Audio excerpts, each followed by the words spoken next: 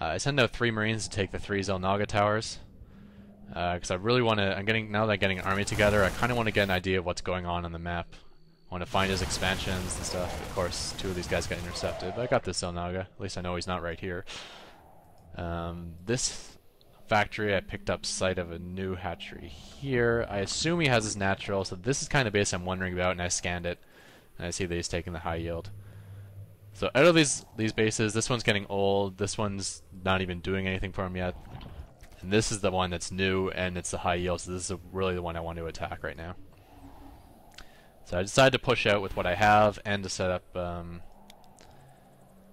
command center here at the same time. Unfortunately, that command center just separated my fleet in 2 right as these Ultralisks arrived. I wasted a 100 Secret Missile on the Ultralisk. You really want to use this on packs of units because it's all about the splash damage. So that second one was a little bit better. I hit some Hydralisks in the battle there. These Hydras did take out 2 of my Ravens though. And yeah, no wonder it's an Ultra fail because you know what, buddy? He didn't even get the armor upgrade. Plus he doesn't even have any regular upgrades either. Yeah, high armor on Ultralisk makes Marines basically useless versus them. He also failed on saving these drones. Again, I like to get on the side of the base where he would retreat to.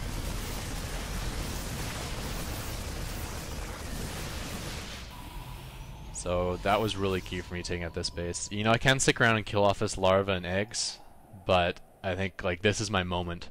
This is like my timing push. I really got to do as much damage as possible right now, because I'm sure he's like way ahead in tech, and if he needs to, he can flood out a lot of units fast. So the nice thing about coming across to this base is I can meet up with my reinforcements.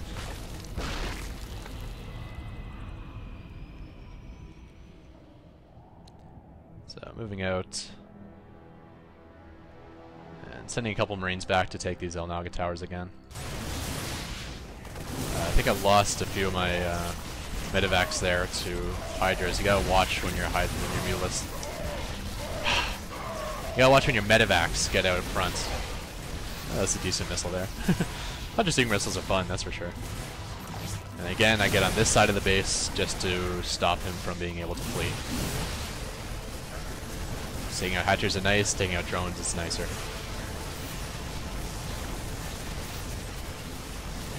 So now this is decision time. I think it might have been better to pull back here, but I'm like, you know what?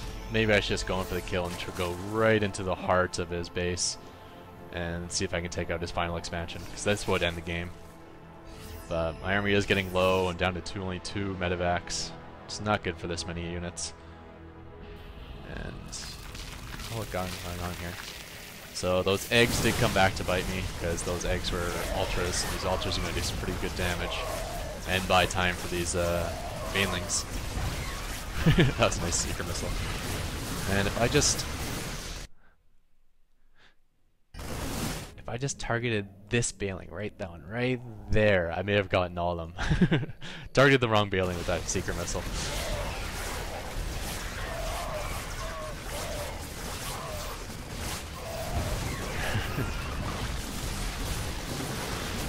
When you know you're going to lose a battle like this, try to pick up units.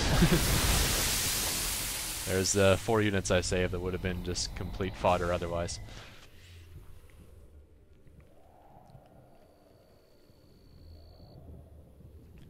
Didn't even notice this Raven I left behind.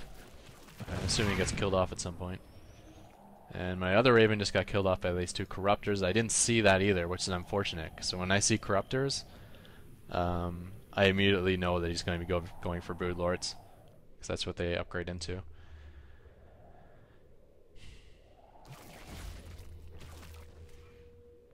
Which is actually too bad, because... Or is not that smart, because Zergs, you can go for Corruptors just for themselves. It's a good way to guarantee all my medevacs are going to die every battle. And taking out the medevacs is actually pretty key. And I think they do a bonus to armored, don't they? A bonus to massive. But still, 14 damage is pretty good damage. And they'll automatically focus fire medevacs, so... They even have a little spell here, which is not that bad.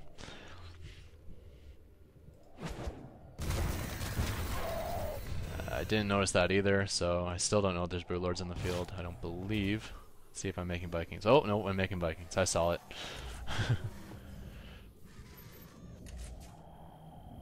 So, moving my fleet over here to be closer by, because I'm not sure which base is going to hit, either that or my islands here.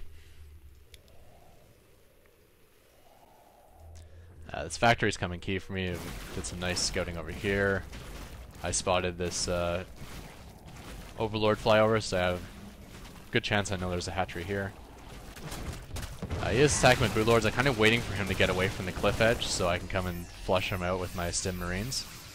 But I got moving now. Now he's placed a Nidus Worm. Yeah, because that's the problem with Brood Lords. This is the range. You can abuse these cliff edges. But he's going to be running now because he's going to know I got, yep, Vikings on the way. It's kind of unfortunate that I ran into those units. Gave him an opportunity to flee with his Brood Lords now. So if I go to my view, my factory actually got sight on this hatchery before it died.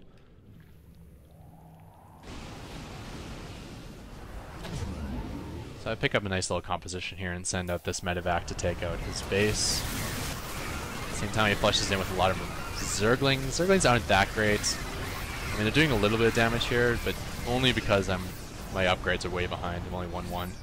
If I had 3 armor at this point, his Zerglings will only be doing 1 damage to my Marauder. 1 damage per hit.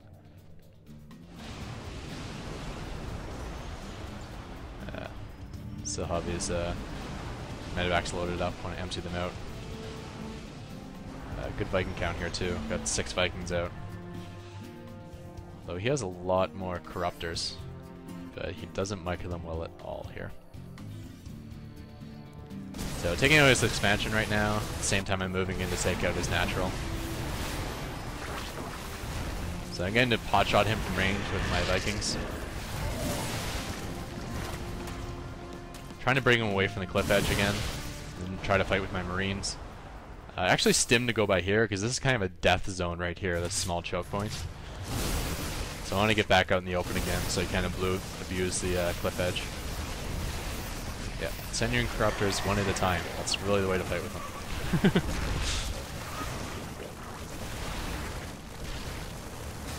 them. You can also kite Corruptors, like I did in the Void Rays, to that Void Ray in my previous video, because I can outrange them. So you can really abuse the range of your Vikings to fight Corruptors if you ever need to, one-on-one. Fighting them heads up is a pretty even type of battle. If anything, it is advantage Corruptors.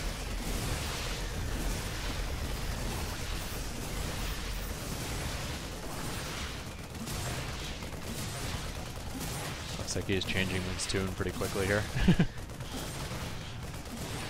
Not really complaining about me not quitting now. So with his natural down and his expansion down, he is down to 5 harvesters and no income. And that's basically a good game now.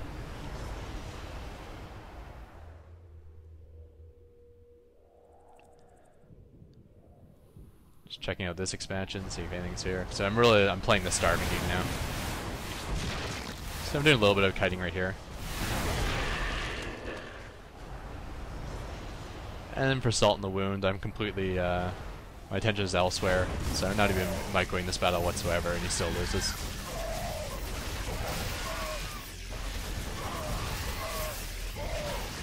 Game Rambo. Is being called random even an insult? Or does this mean I'm different than what he typically faces or something?